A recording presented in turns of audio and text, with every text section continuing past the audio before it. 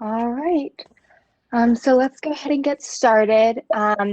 Thank you again, everyone, for your patience. So, there always seems to be technical difficulties with virtual things. So we really appreciate it. And at the moment, we are going to accept or do Q&A kind of at the end of this event. So if you just want to enter your questions into the not the Q&A panel, but there should be like a chat down at the bottom right hand corner. If you could just share that with the all panelists option, that will ensure that that I can see the questions, and I'll kind of read them to Alan at the wrap up of this presentation. For any questions that he's not able to get to, we'll make sure to get Alan the list of those questions, and he'll answer them through email. So again, just open up the chat pane at the bottom right hand corner of the WebEx, select all panelists, and we'll make sure to get your questions answered at the end of the call. And I'll let Alan go ahead and start his presentation and give an introduction. Very good. Thanks, Morgan. I appreciate that. Again, my name's Alan Smith, and of course, the binSight product manager for binSight with Greenstone.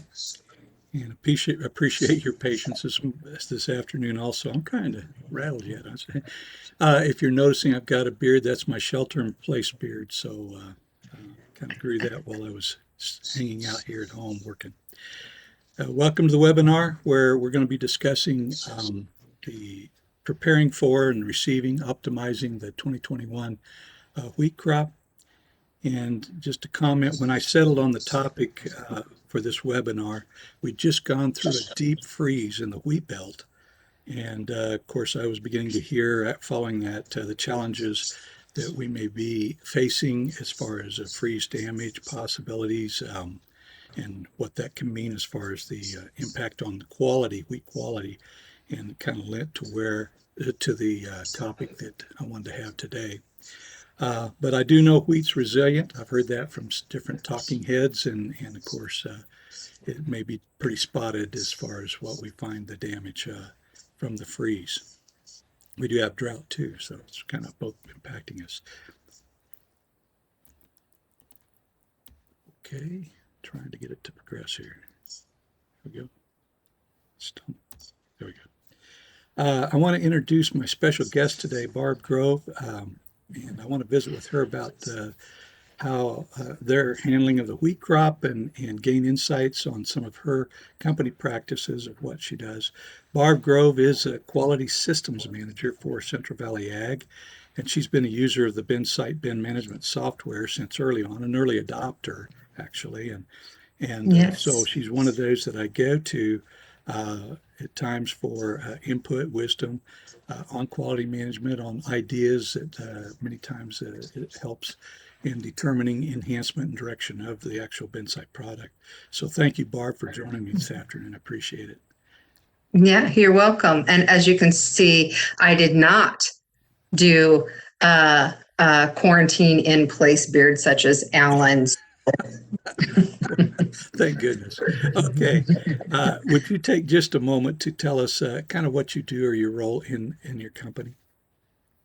Yeah, so in quality systems, it's about operational efficiency. So doing those things that are consistent and again, recognizing who's doing it best so we can implement that across the company, again, for profitability, consistency to both our producers and our end users. Yeah, fantastic.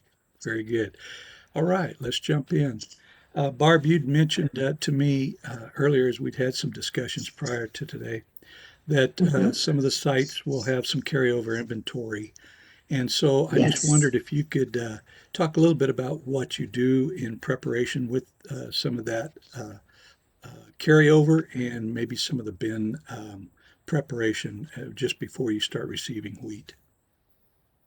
Well, especially, if we are going to be moving grain or consolidating grain, anything that was an empty bin, and we're going to be move weeding into it for the long-term carry, definitely follow that sanitation practices. Assure that the bin is thoroughly cleaned out, and making sure you don't forget those air floors.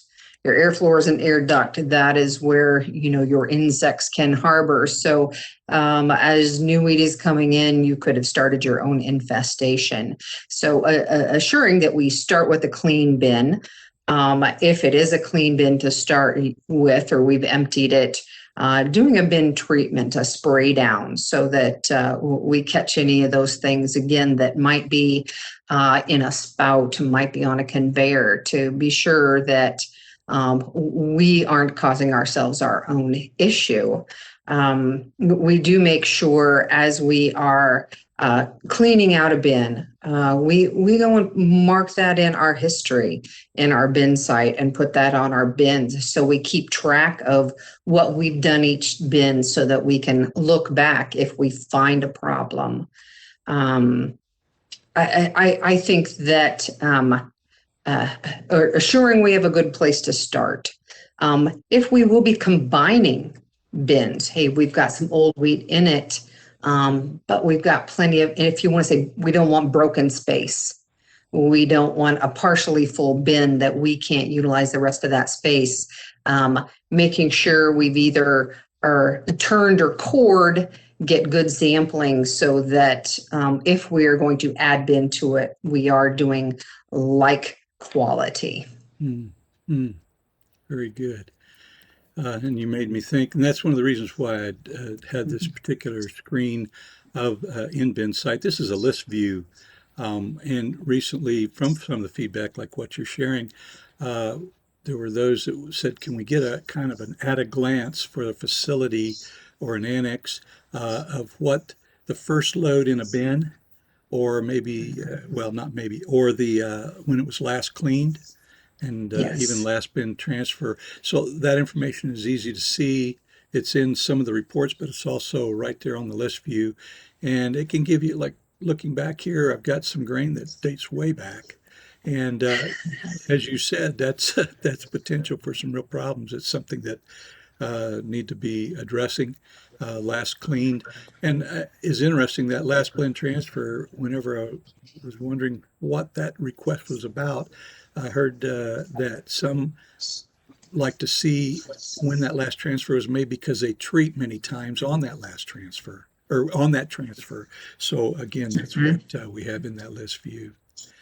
Okay, I'm going to move to, of course, receiving grain at the scale is extremely important as far as communicating, or having that scale operator, if they're doing some bin assignments or working with the pit as far as bin assignments, because that better binning, that good binning practice is going to make better blending decisions later, because we'll have good information.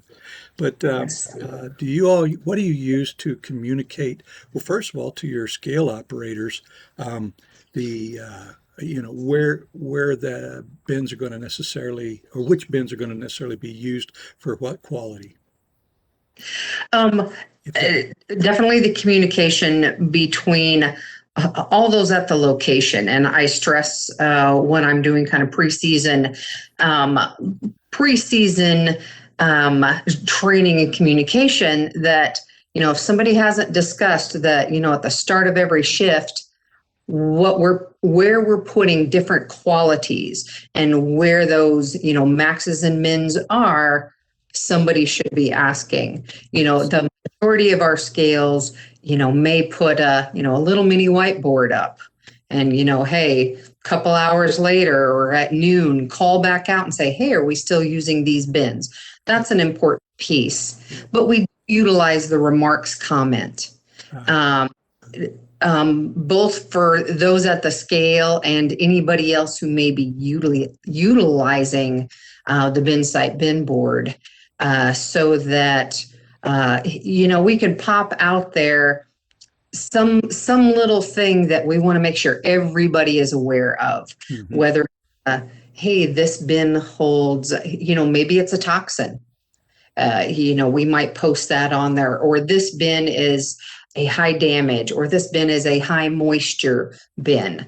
The remarks field to me is just a phenomenal little piece that we can see both at the scale, but it also shows on our reports. So anybody that's doing reporting can see that little added extra information that we want to know about that bin. Do you use pit monitors in some locations? Well, yes, we have pit monitors. A few were testing them out. Sometimes people are like, "Oh, we don't want the guys at the pit to mess with where the loads are." But we all know in reality, you know what? We start getting a long line at one pit, and sometimes you have to move somebody around or change your logistics. Then the guys at the pit can change that, or maybe, hey, a bin went full and we hadn't called up to the scale yet. Right. The guys can change it. They can see what truck is supposed to be coming to their pit, and they can either reroute it if they say, hey, we need you to go to a different spot, or they can make that change right then and there on the spot. Just one less thing you're having to holler back or do a transfer later to correct a ticket. Right. Yeah, the pit monitor, and you were also referring, there's a feature in the pit monitor where you can use it as a pit commander, and they can actually do a change if they have to on the fly make a decision in Yes. the pit area if they have that feature. But Yeah. it just enhances the communication between the pit and the scale. And ultimately, what we're Correct. doing is building good information again in our bin board, utilizing binSight. Okay.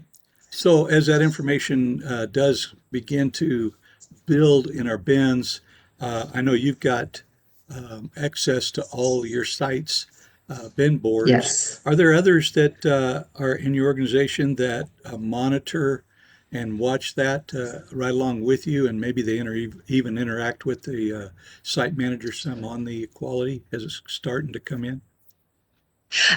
Yes, kind of the way we have it set up again, location, managers, the superintendents, the customer service people have access to their location. Regional managers have all of their region, so all locations within their region.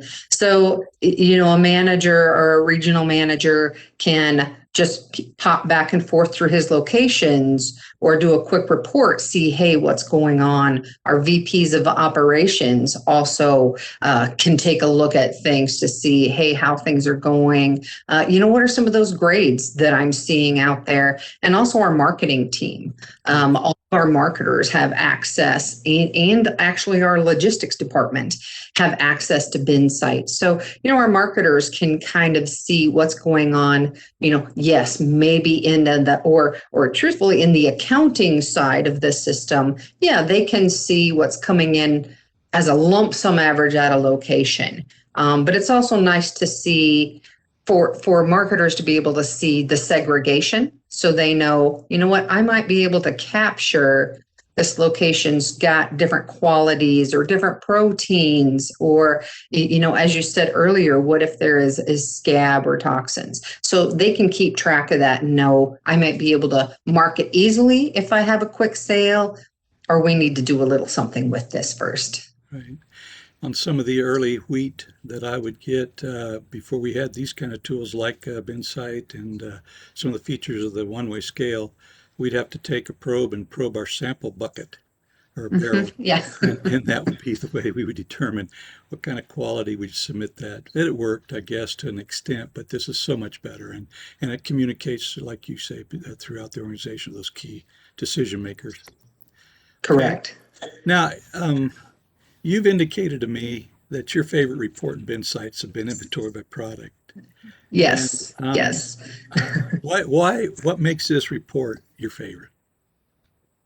Well, first, it's such a nice looking report. I mean, it's just organized great and has a great look to it, easy readability. But another piece I really like about this report, I might have senior management saying, hey, can you quick run us a report on off-grade grain. This is a report, I can plug that in there. I can say, for me, off-grade grain, anything, corn, anything that's not that standard number 2. So I, can filter those quantities or that minimum that I'm looking for. And really it's so quick for, we've got close to 90 locations using it. And, it's a matter of 10 to 15 seconds at the most that I'm seeing this report broken down. And I always break it down by annex. So I have that option to just see everything listed, or I break it down by annex so I can see kind of the individual locations broken down in that report. So just again, with a matter of a few seconds, I can give senior management that report on here's some off-grade we may have to be looking for. Super. One of the things more recently we've done with this bin inventory by product is we've tried to add columns and information that's within binSight to the report that you can optionally have it reflect, and it can look very similar to your federal or state examiners' results if you ask them for a printout when they've been there. So it allows you to be able to compare and get a feel if there's some differences on quality or quantity in the report. So appreciate that. Now, and you did just recently add, in the last update, added to this report the ability to make it look like I want to look like it. So if I don't want to see particular fields, or if I need to move a little around space, so it gives it nice usability also, and each user can actually save their view the way they want to see it. So that's a nice feature as different users start, using it for their own location purposes. Right. Okay. Now, the operations product and factors report is one that I've liked because in the past I've had roles like operations manager and some other positions also, where I would have loved to have this and had the ability to select one or many facilities, the commodity, in this case wheat, and which bins I want to include, and just by a click on that particular bins or all the bins or whatever subset, I'm able to see the quality. I can actually do some macro, modeling, as it were, of what I might be capable of doing, and the amount of occupied that represented by those that have been selected. So, it's one that I've kind of had a feel for too, right along with that bin inventory product. Another thing that we've added more recently from feedback customers have asked for the ability to set some of these bins have, of course, the sweep augers or manually have the bottoms that they need to get into. And so how much of this bin can I just pull the trap and load out without having to target labor to be able to address the bottom of that bin? So we've provided a setup where you can indicate in each bin that may have manual intervention needed, what that manual amount is, and it gives us then a quick ship. So if I've got a contract, I can continue to check bins until I'm getting close to what that needs that contract is between locations for unit trains and so forth. And again, the quality is always reflecting based on bins being added in or out. So very helpful in that respect. I think that quick ship, I'm glad you mentioned it, because it is kind of a quick little important piece, especially if you look on the marketing side. If somebody looks and says, hey, this location has this quantity, let's sell it. We all know just because there's something there doesn't mean it's always shippable. So this gives everybody a better idea. Hey, you can send 15 trucks today, or, maybe we better just send 1 or 2 because it's going to be a slow process. Now you're down to that manual ship. So that was a good feature. Good. Okay, Barb, I've just run a screenshot of actually it was an inbound unit train into a bin. But what I'm aiming for here is how do you handle or how, we've got these big bins, maybe they're huge steel bins, we've got flat store, we've got ground piles. Uh, Quality can become an issue there, or both as discount or as premium. Either side of Mhm. that, and I've heard stories on both sides of that. What are some things that you do as far as utilizing binSight or being able to work with the not, understanding what's in your piles or your big bins? Well, like you said, bunkers load different than a bin does. Large flat storage buildings load different. So we've utilized in the past, say the start of harvest. Maybe quality was a little bit different. Maybe proteins were a little lower on wheat, or maybe it was a little more wet. As we move that conveyor across the bunker, it isn't like, that bin where as we pull out, we're going to get that funnel flow. We're picking up in one spot. So we utilize this filter by days. Hey, that first 10 days, these were our average grades, or the last 10 days. So we kind of know which end we were working with. That gives us the ability, both in our bunkers that we have gates on both ends, or our flat buildings where we have bulkheads on both ends. We may say, hey, I want to open this end first because this is what the buyer is asking for, or this is more shippable. So it is great for that, if you say that unconventional storage. Right. Thing on large diameter bins and those bigger bins that may be a longer term storage. And as we talked about kind of right at the beginning, what if I have a carryover crop in one section of this bin and now I'm putting new crop on top? I can filter kind of by those dates to get a better average of sections of the bin. Okay, the bottom section of my bin is at this quality, and this is last year's carryover. Because on our bin board, we are getting that full weighted average. If we're working on perpetual, if we have our bin set up as perpetual, there is the ability to set your bin to first in, first out, or last in, first out. So it depends on how you set your bin up. There you go. Very good. I've heard even with protein that maybe going into a bin, a time frame, maybe 4 or 5 hours, an understanding that there might be some protein that I want to know where that's at and kind of get a feel as to when that might be pulling through, that I might be able to capture some of the value of that protein. The ticket activity reports also can be used similar to that transaction history report, date, Yes. time, and it's got the configurable columns too now. Plus, also there's additional search fields to allow for maybe focusing on particular a customer, if we are trying to understand how many loads maybe they went in with, if there was a problem with their loads, maybe they had something we're concerned about. We could be able to see that here or in the transaction history. But again, we can do the searches in these bins with these two types of reports.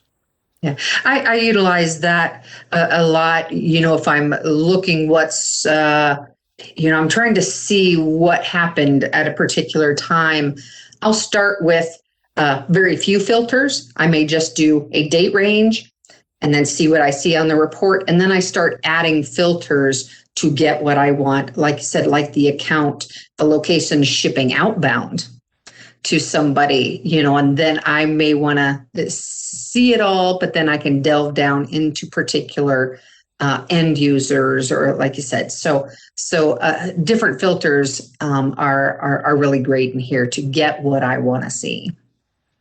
Yeah, very good. Okay, I'm going to move next to the lab sample. I know sometimes quality, it's difficult determining quality at the scale on inbound loads. We may not necessarily get all the sampling done. We've got probably a test weight, moisture, so forth, maybe even protein on the wheat. So we're able to enter most of that on a ticket. Do you have very much though that you have whenever you've got these potential trouble years where you have to run samples after the fact? And if so, what do you do there? Um, Look at 2 years ago when we had high scab damage, and also higher vomitoxin.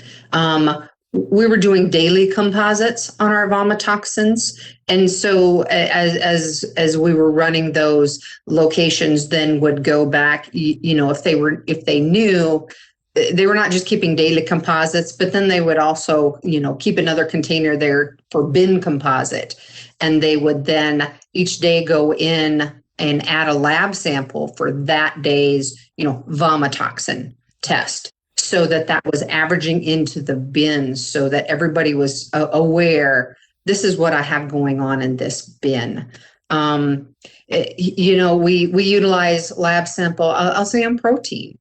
Some of our, a smaller truck house, or maybe it's it's a seasonal location, or hold and carry, they're only open at X time. They may also just be doing daily wheat composites. So they go back in and, okay, I may have a daily, or yes, I'm still keeping bin composites to those, going to their main hub location, running those. And then they go back and add that lab sample per bin, in order to make sure everything is updated. Excellent. Yeah, and probably there are some users that are on this webinar today with us today. And so you're familiar that as we enter certain values, we may have multiple factors that we're tracking, 4, 5, 6, 7, whatever. But whatever we update on the lab sample, only those will overwrite the averages in a sense and carry forward with the quantity that's in the bin at the time the lab sample is committed. One thing we've done though in this last release is we were not able prior to void and the previous weighted average values come back because just the way that we had binSight structured or built. But now you can. So if you do have a situation where you need to void a lab sample, you're able to do that. I know there's maybe a few on this webinar today that have been asking for that kind of a feature to work for the lab sample. Okay, I'm going to bring up blend transfer, and in particular, I want to visit about We've got the original blend transfer screen and dry aerate that we've had for several years, but we've added more recently some measured screens. And what those are for, we found from feedback that I may be able to measure my source bins. I just don't know what to put as my target amount, but I can go into my maybe my measure up tool and figure out the outgoing amounts and then plug that in. Well, we took that intelligence and put it within the blend transfer screen, calling it a measured transfer screen. This one is source because the measurement is only on the source bin. So when we enter the measured from the source bins, it calculates the outgoing amount, and thus we come up with what the weighted average on those factors that would be going into the destination bin or bins. Yes. And here you're seeing that it's 14,500. Now I'm going to talk just a little bit about this panel right here, and then I'm going to come back to the measured for the discussion. But I'll bring up, this is that same screen, but now you see I've edited because I did some sampling during that transfer, or I had them do some sampling, and we noticed that 1 or 2 or 3 of the factors, in this case 1, the test weight was coming up quite enough higher that I want to go ahead and make the adjustment. So I've changed it to 60.5. So when I commit that, all the rest of these values are going to be weighted average, but this will be the new value for test weight for this 14,561. That's a little different than the lab sample, because the lab sample is for the total amount in the bin when we apply it, where here I can do some correction to the factors based on what we find, our findings in the actual transfer.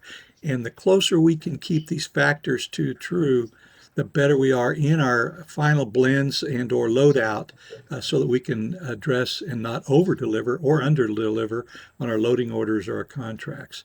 So I have a lot of air pushing, but what we also have added is a measure blend transfer screen. That came up more recently, that we have big bins that are hard to measure, but we can measure our destination smaller bins more effectively. So we've got the measurement down here that you can enter, and then you can copy, do an Control C copy and paste it into the outgoing for the big bin. It'll back calculate if you could have dropped the tape, and then go ahead with your. So a little trickery, but it works beautifully. And so these measured screens are allowing us to have more effective movements within our facility. Before it was a little guessing work. We're getting a little closer to accuracy. Of course, it's operational type software. I understand it's BIM boards, but it's good to have a good showing of both the quantities and the quality that we have in these bins. So let's see. I'm going to move on into product discount report, because I'm going to talk one more time about the blend transfer as a pending blend transfer. But we've added something new this release also that's just come out. And it's called a product discount report. Like we've done in some of the other features that we gained insight from customers like yourself, Barb. We've heard this several times, that we would like to understand, our users would like to understand what kind of, in a dollars and cents, what kind of impact the factors are having in these bins. So I can set up in the each of these commodities a table against each factor that might carry a discount if I were delivering against generally against my vendor's contracts. So I've set up a table for test weight discounts. I did one on defects, could have done on damage, and I did one on protein. So here you're seeing the test weight, kind of how that would look. And then here you're seeing that report resides at the bottom of the history reporting. And I'm going to run it for my wheat bins in my facility. And thus I have a valuation based on the discounts or premiums in each bin. So here, since I got it on defects, you're seeing about every bin had some discount per bushel. And so the simple extension, we can see what the discounts or premiums are. In this case, all of them were discounts for these wheat bins in the total defects. But protein, I had two bins that had premiums. So that extension, and then finally 4 of them with test weight discounts. The total extension per bin, it allows me to get a quick feel from a dollars and cents standpoint. And it has an impact on me to say, I need to blend that to improve on my position as a site manager, because this has an impact upon our performance as a location. I can see overall what my discount is, and this can be used even in the month-end valuation, and just by putting your board price on it, you get maybe a little truer of the lesser cost or market. Barb, does this make sense, and is this something that you think you can utilize going forward? I definitely think this is a great addition. I've just done training these last couple of weeks with some of my boots on the ground operation guys, and trying to help this group understand a little bit more, how I can affect, by changing a penny, I can offend that margin. We don't have phenomenal margins. If you have a 30-cent margin on something and you look at these discounts that may be showing, I know, or I'm getting that view of it right now, saying, okay, what do I need to do here to either make that up or not lose that extra penny? And so that is, to me, something that makes this side of it just a whole much more visible and transparent to the locations. And I think that's an important piece. Sometimes it's like, oh, we've just got all this to load, but if they can see how I'm blending, how I'm shipping is going to affect me financially, I'm more conscious of what I need to do. Exactly. Well, I'm looking forward to the feedback we get. Sometimes when we add a feature, like when we added handling shrink, we got good feedback to let us tweak that and get it where we needed to. Same thing with some of the other features that we've added, and this one is a new one. I'm looking forward to hearing how it's being used. Um, Not too long ago, we added we've got a blend transfer screen, and this is a pending blend transfer screen. A little bit of difference between the two, and yet there's a lot of similarity. Yeah. But in the blend transfer screen, we have the ability to select filter bins, and we've got all of the bins that would be a particular commodity, and we can pre-select by range, similar to what you alluded to in bin inventory by product. Yeah. If we want to do that, or we can just pick the bins, like I've got 3 here. Once I get those picked, I can begin to slide the sliders to watch my grade factors adjust. Once I'm pretty close to what I think I want to start my blend at, because it's hitting what I believe my next loading order or my contract is, I can auto distribute, and based on the target amount, it will put it'll lock in the rates of each bin, so that I've got an 84% that I would need to add in bin 204, about a 10% in C35, and then trickle in 203. The reason this is important, whether it's a blend transfer or pending blend, is that I can print this and communicate to that tunnel person or that elevator operator that I need about 8 notches of 204, notch and a half or so of C35, and then trickle in 203. And it gives them a better clue, so that as they're first initiating that blend, they don't have guesswork going on. They're trusting what we've seen, and we're likely to see better results right off the bat, and then of course monitoring with, as we should, with progressing through that blend as we're moving that grain. But are you not necessarily the pending blend, but either the blend transfer or the pending blend? Do you all do some modeling ahead of your final blends themselves? Definitely. This is very highly stressed, always, especially at our rail loaders, but stressing it now with our truck loaders too. And look at what you're doing. Yes, it's a paper blend. It isn't perfect. We all know, hey, maybe something happens and this bin clogs up, so it's not running like we thought, but it gives clear communication across that location of what I'm shooting for and what I think I can do. Hey, here's what I can do, using a pending or modeling blend. I might say, okay, I'm supposed to ship next week. I've sold number 2 corn. All I've got's number 1 corn. Does somebody else have something that they can't get rid of, that they need help with? And hey, I can take 15,000 bushels of that, and I can maximize off of that. Yes. Okay.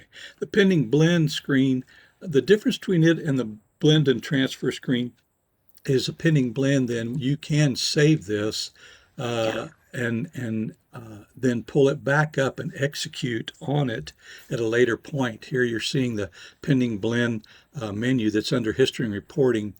And in this queue, I've selected that same blend that I had created, and I can go ahead and execute on it. It'll pre-populate in these bins. I can add any other bins that maybe I brought online during that transfer, but then it just simplifies the process of completing this blend. So in looking at my time, I've made it to the end of my necessary part. I'm going to go through one more item and then see what questions we might have. Barb and I had talked a little bit about some of these latest additions, more recent ones. Handling shrink is one of those. And Barb, do you use this in your organization right now? We do. I have set up, we're actually kind of under 2 different marketing groups. So I have it set up to auto calculate maybe that inbound book shrink that we take, or our outbound shrink that's kind of automatic when we're moving grain, so that when we're looking at reports, we're staying closer to our DPR, with our position. So That's right. Yeah, that's great, and it kind of ties in our back, what I call the back office, or the ERP system, DPR, to the operations, and keeps things fairly close in sync that way. It gives a feel as to what um, keeping binSight with the DPR on those monthly adjustments. I won't stop here too long. I'm just going to say that we do have the ability with the measured. We added it to the measured dry aerate screen, so we can use measurements on either the wet bin or the dry bin. And binSight will allow us to calculate the moisture shrink also. And I know more and more are telling me that they're using the dry aerate or the measured dry aerate screen for their transfers, so that they can take into consideration wet grain and drying that down. So, yes. And it can be aeration too. You can turn a bin within itself, catch sample, and maybe get a drop there of here 17.9 down to 15.3, which if it's been in there for a while on wheat, that's pretty realistic, can happen. And you then can document your shrink. So, oh, there's a shrink report that can be run at the end of the month. Sorry. All right. Questions. Morgan, did we get anything in Yes. that we want to talk about? Yes, we have one question here. I'll read it to you now. It asks, does lab sample average / weight based on entry date / inventory, or does each one overwrite the previous entry, i.e. cumulative weighted lab sample? They overwrite, meaning that if I had 5,000 bushel in a bin and I put a lab sample against that, and I put another 5,000 in, and then I do a lab sample, it's going to overwrite the whole 10,000 bushel. And I believe that's what the question is stating. It's an interesting question. I know where that's going, or I sense where that's going, and I've not had anybody bring that up, so it's a good thing to think about. One of the things that I did bring out in the blend transfer is that if we are adding based on blend transfer, we can edit those. But we talked about adding to inbound transactions, and that would be more problematic in that particular scenario. So that's a good one. I appreciate that question. It brings up an idea for future enhancement. Is there any other questions that we have? Awesome. That's the only one I see that was Okay. submitted to the all panelists All right. chat. Well, I did see some statement or two, but I didn't get a chance to read them before they faded on me. But I know we kind of indicated 45 minutes, so I know we went over a couple, two or three, so I feel like we're right in that time zone. I appreciate that you all took the time out today to attend this. I hope that you're able to take away a few nuggets, maybe prompted some thoughts. I know you've given me a few already from Barb has, as she always does, and then this idea about lab sample for cumulative instead of over the whole override. And so thank you for attending today. And Barb, thank you for sharing your operation with us. Sometimes that's kind of closed door. You're very helpful today, the way you opened up and shared some of those concepts. And I know we were able to gain a lot from that. So appreciate your help there. You're welcome. I enjoyed it. You bet. Morgan, I'll turn it back over to you. Thank you. All right. Thank you, Alan. And thank you everyone for attending. We will be sending out a post-webinar email, and this session has been recorded if anybody joined late or wasn't able to attend at all. So I think that's about it for this webinar. Again, thanks everyone for attending, and thank you, Alan and Barb. You bet. Thank All you. right. Have a good one. Yep.